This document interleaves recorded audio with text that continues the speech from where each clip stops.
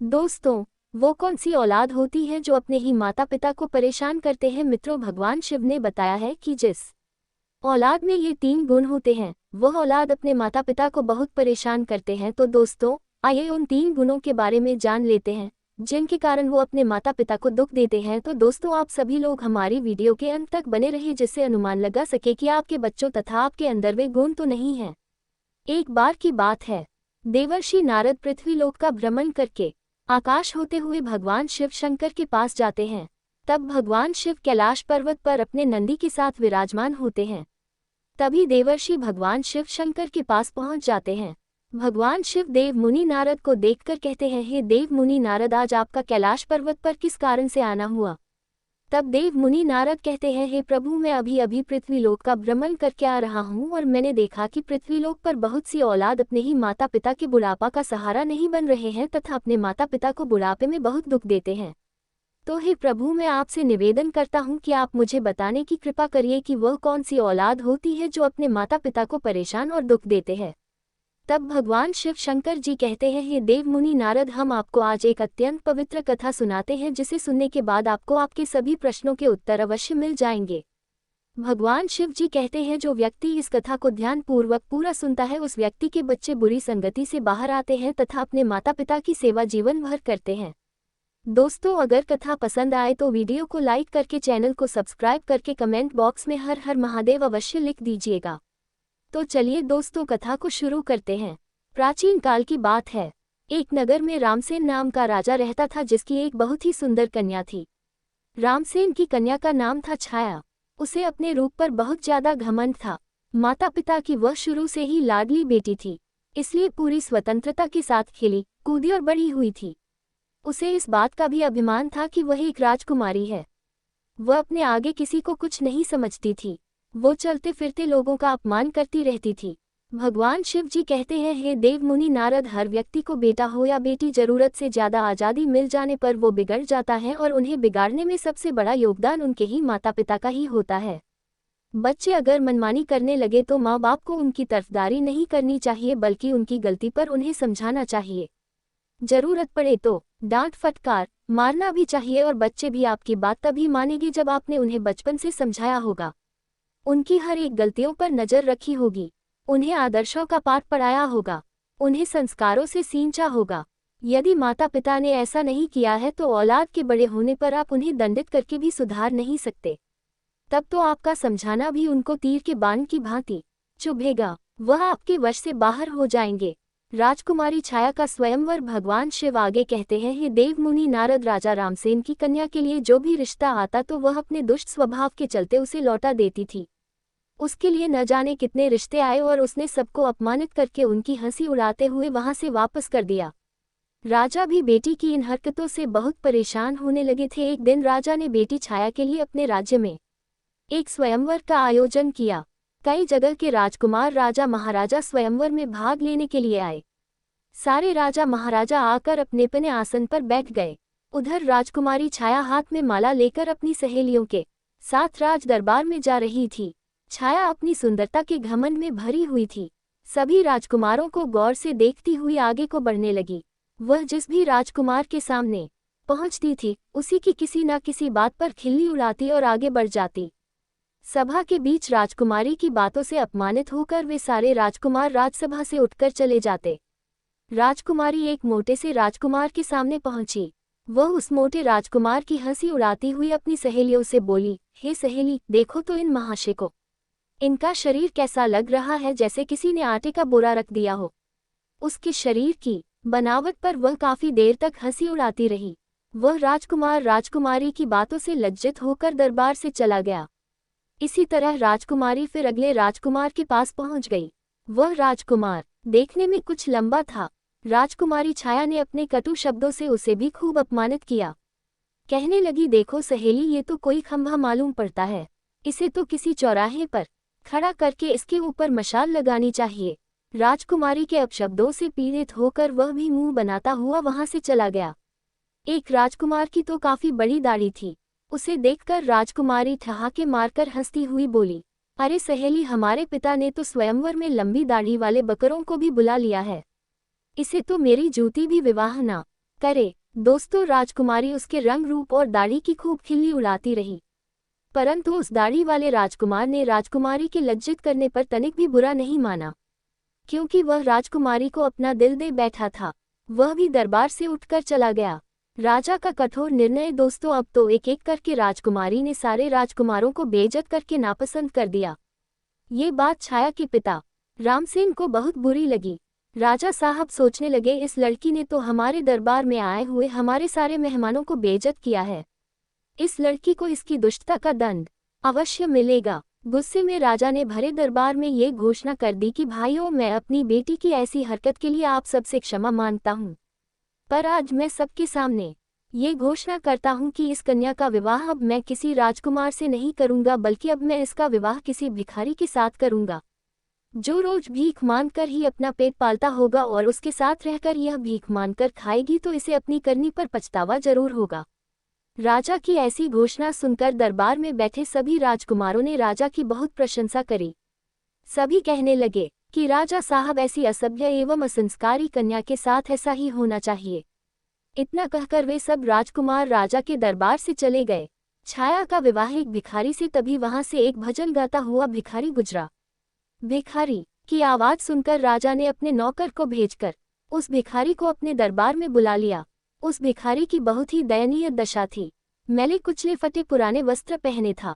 उसके हाथ में एक लाठी थी, लंबी सी दाढ़ी थी। भिखारी राजा के सामने जाकर खड़ा हो गया और अपनी मधुर आवाज में कुछ गीत गुनगुनाने लगा।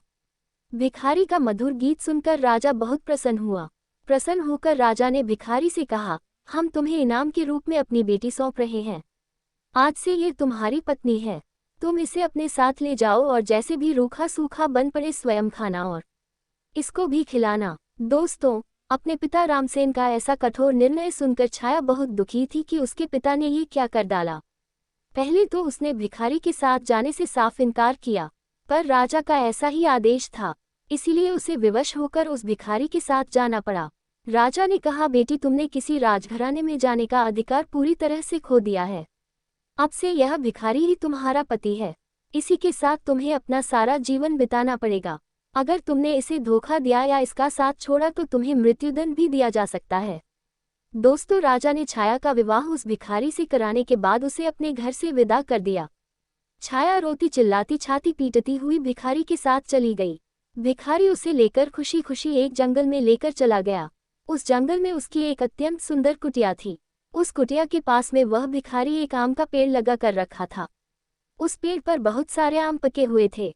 तब राजकुमारी ने बाहर जाकर देखा तो एक बहुत बड़ा और सुंदर खेत था।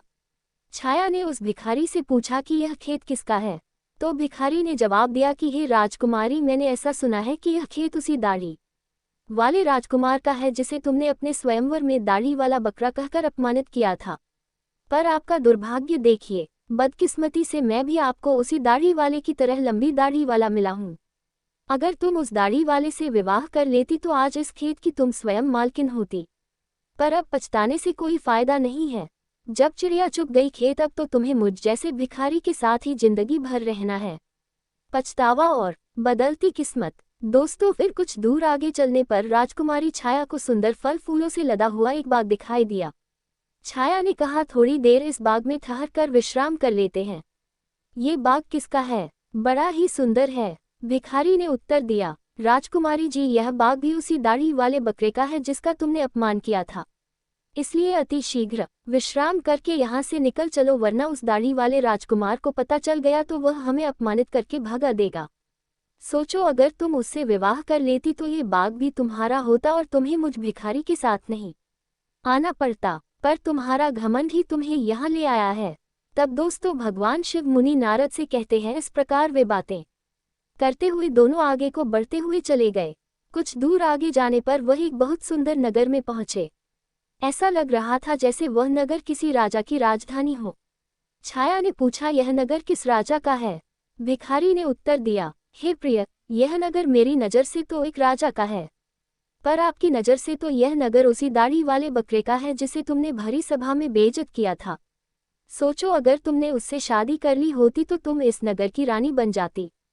हजारों दास दासियां तुम्हारी सेवा करती, उन पर तुम्हारा राज चलता। पर तुमने अपने रूप के घमंड में आकर अपनी किस्मत फोड़ ली और मुझ भिखारी के साथ विवाह करके तुमने अपनी जिंदगी को दुखों में धकेल लिया है। पर अब क्या हो सकता है, जो होना था सो हो गया। भिखारी की बात सुनकर राजकुमारी को बड़ा पश्चाताप होने लगा। कहने लगी, काश मैंने उसके साथ विवाह कर लिया होता। भिखारी ने छाया के मुख से ऐसी बातें सुनकर नाराज होते हुए कहा, राजकुमारी खबरदार, जो अब तुमने दूसरे पुरुष के बारे में सोचा भी तो अब तो तुम केवल मेरी पत्नी हो और मैं ही तुम्हारा पति हूँ।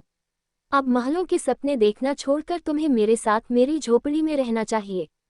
दोस्तों, इतना कहकर भिखारी राजकुमारी छाया को अपनी झोपड़ी के पास ले गया, जो राजा के उस नगर से कुछ दूर एक तालाब के किनारे बनी हुई थी। झोपड़ी देखकर छाया को बड़ा क्रोध आया।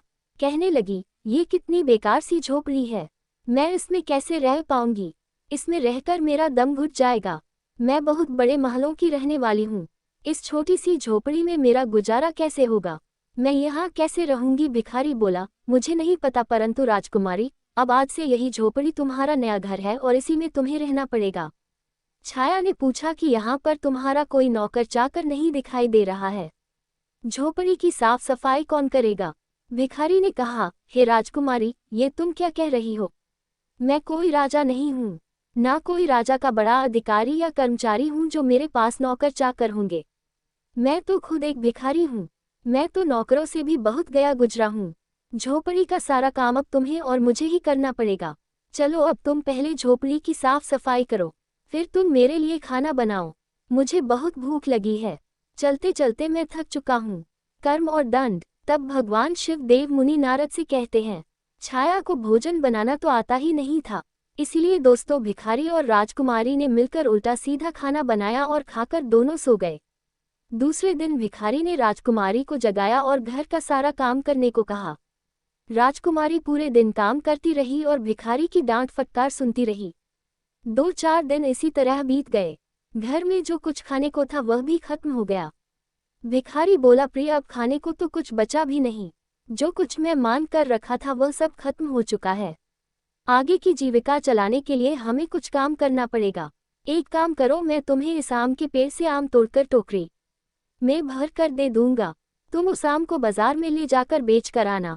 राजकुमारी ने आश्चर्यचकित होकर से कहा, मैं आम बाजार में बेचने जाऊंगी, अगर मुझे किसी ने आम बेचते देखकर पहचान लिया तो वह मेरी बहुत हंसी उड़ाएंगे, मुझे बहुत शर्म आएगी। भिखारी बोला, काहे की शर्म, अब तो तुम रानी नहीं हो, तुम एक भिखारी की पत्नी हो। शर्म तो तुम्हें तब लगती जब तुम उस दाढ़ी वाले की पत्नी होती और वो तुमसे बाजार में आम बेचने को कहता। अब अगर शर्म ही आती है तो फिर भूख ही मरो। दोस्तों, मजबूर होकर राजकुमारी बाजार में आम बेचने चली गई। एक सड़क किनारे आम रखकर बैठ जाती है और दिन भर आम बेचती रहती है। धीरे धीरे उसके आम खूब बिकने लगे। एक दिन की बात है, जब राजकुमारी छाया सड़क पर बैठी आम बेच रही थी, तभी वहां पर एक राजा का मंत्री आता है और उसने लात मारकर उसके सारे आम इधर उधर फैला दिए और बोलता है, खबरदार, जो रास्ता घेर कर आम लगाए। तो उसके बहुत सारे आम फूट गए थे और उसका बहुत नुकसान हो गया था। राजकुमारी को बड़ा दुख हुआ। उसने सारी बात झोपड़ी में आकर भिखारी को बताई कि आज एक राजा के सिपाही ने उसके आम पर लात मारकर फोड़ डाले। भिखारी ने कहा, तुम बिल्कुल पागल हो, अगर तुम बीच रास्ता घेर कर दुकान लगाओगी तो सिपाही तो आम फोड़ेगा ही, तुम्हारी वजह से राहगीरों को वहां से निकलने में तकलीफ हो रही होगी। अब तुमसे ये भी काम ठीक से नहीं होगा, तुम्हें कोई काम बताओ तो तुमसे ठीक से होता ही नहीं है।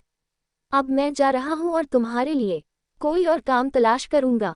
रसोई में काम। भिखारी गया और राजा के एक बड़े अधिकारी के यहाँ रसोई का काम ढूंढ कर लाया और छाया से कहा कि मैंने तुम्हारे काम की व्यवस्था कर दी है, कल से तुम राज्य कर्मचारी की रसोई में जाया करोगी और वहाँ के रसोइये के साथ मिलकर खाना बनाना है। वहाँ से हमें खाने के लिए अच्छा अच्छा भोजन भी मिलता रहेगा। दोस्तों, भगवान शिवदेव मुनि नारद से कहते हैं, इस प्रकार वह घमंडी राजकुमारी रसोइये की मददगार बनकर काम करने लगी। वह सुबह से शाम तक रसोइयों के साथ मिलकर काम करती और रात को बचा हुआ खाना अपने घर ले आती। इस तरह दोनों की जिंदगी अब कुछ सुकून से कटने लगी। एक दिन की बात है, छाया रसोई में काम कर रही थी, तभी उसने खिड़की से झांक कर देखा तो वहां राजा के महल में कुछ उत्सव होने वाला था।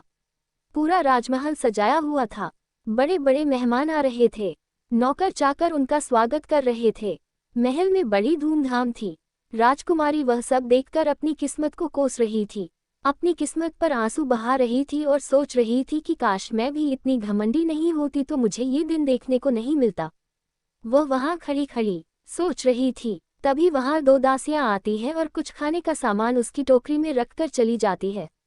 सत्य का अनावरण राजकुमारी टोकरी को लेकर अपने घर को लौटने लगी।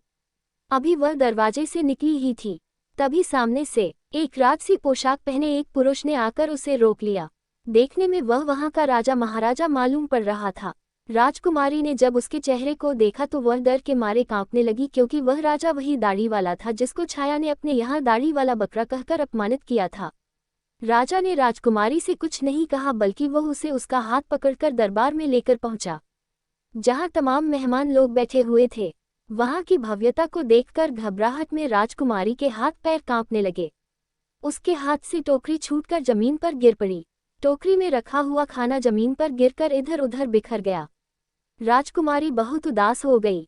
दरबार में बैठे हुए मेहमान ये देखकर जोर जोर से हंस पड़े। अपने ऊपर सबको हंसता देखकर छाया घुटन से मरी जा रही थी। उसे ऐसा लग रहा था कि अभी धरती फट जाए और मैं उसमें समा जाऊं। उसने राजा से अपना हाथ छुड़ाया और वहां से भाग जाना चाहती थी। राजा ने उसे रोकते हुए कहा, राजकुमारी घबराओ मत, तुम्हारे साथ कोई अभद्रता का व्यवहार नहीं होगा, बल्कि तुम्हें मैं यहाँ सम्मानित करने के लिए लाया हूँ। मैं वही तुम्हारा भिखारी पति हूँ जो तुम्हारे साथ झोपड़ी में रहता था, और मैं वही सिपाही हूँ जिसने तुम्हारे आम को फोड़ा था। मैं ही यहाँ का राजा हूँ और वही दाढ़ी वाला बकरा हूँ। मैंने तुम्हारे साथ भिखारी बनकर विवाह इसलिए किया था क्योंकि मैं तुम्हें चाहता था, और तुम्हारे पिता की प्रतिज्ञा को ध्यान में रखते हुए मुझे भिखारी की वेशभूषा धारण करनी पड़ी। मैंने भिखारी बनकर तो तुमसे विवाह कर लिया। अब तुम्हारा घमंड भी नष्ट हो चुका है। इतने सारे मेहमान हमारे स्वागत में आए हैं। अब मैं तुमसे सम्मानपूर्वक विवाह करूंगा। नया जीवन और सीख। फिर भगवान शिवदेव मुनि नारद से कहते हैं। ये सुनकर राजकुमारी को बड़ी प्रसन्नता हुई। खुशी में उसकी आंखें आंसुओं से भर गई। अब तो दासियां आए और उसे दुल्हन के नए जोड़े में सजाकर लाई। दरबार में छाया के माता पिता भी मौजूद थे। सबने राजकुमारी को खूब आशीर्वाद दिया और राजा के साथ समस्त मेहमानों की उपस्थिति में उसका विवाह हुआ। छाया का सारा घमंड चूर हो चुका था। वह पहले से पूरी तरह से बदल चुकी थी। उसने जिंदगी जीने का नया तरीका सीख लिया था। दोस्तों, तब भगवान शिवजी ने मुनि नारद से कहते हैं, हे देव मुनि नारद, अत्यंत सुख सुविधा में पलकर मनुष्य उन अनुभवों से, उन संस्कारों से अपरिचित रह जाता है जो उसके जीवन में आगे बहुत कष्टदायक हो सकते हैं। शिव कहते हैं, इसलिए मनुष्य को कभी भी अपने रूप और धन दौलत पर घमंड नहीं करना चाहिए। परमात्मा जब तुम्हें किसी एक गुण से संपन्न बनाता है तो बाकी कई गुणों से खाली रखता है, ताकि तुम्हें जब भी कभी अभिमान हो तो तुम्हें उसका सबक मिल सके। इस प्रकार राजकुमारी उसी दाढ़ी वाले पति के साथ बड़े आनंद से रानी की तरह जीवन व्यतीत करने लगी। और इस प्रकार से भगवान शिव ने बताया, जिसकी औलाद अपने मनमानी करती है वही औलाद अपने ही माता पिता को दुखी और परेशान करती है, और माता पिता की बात को नहीं मानती है। ऐसी औलाद सदैव मुसीबत से घिरी रहती है और आगे चलकर ऐसे ही मुसीबतों का सामना करना पड़ता है। इसलिए दोस्तों, उम्मीद करता हूँ आप सभी लोगों को हमारी यह कथा पसंद आई होगी। अगर कथा पसंद आई है तो कमेंट बॉक्स में कमेंट करके जरूर बताएं, और हमारे कमेंट बॉक्स में हर हर महादेव जरूर लिखें। धन्यवाद।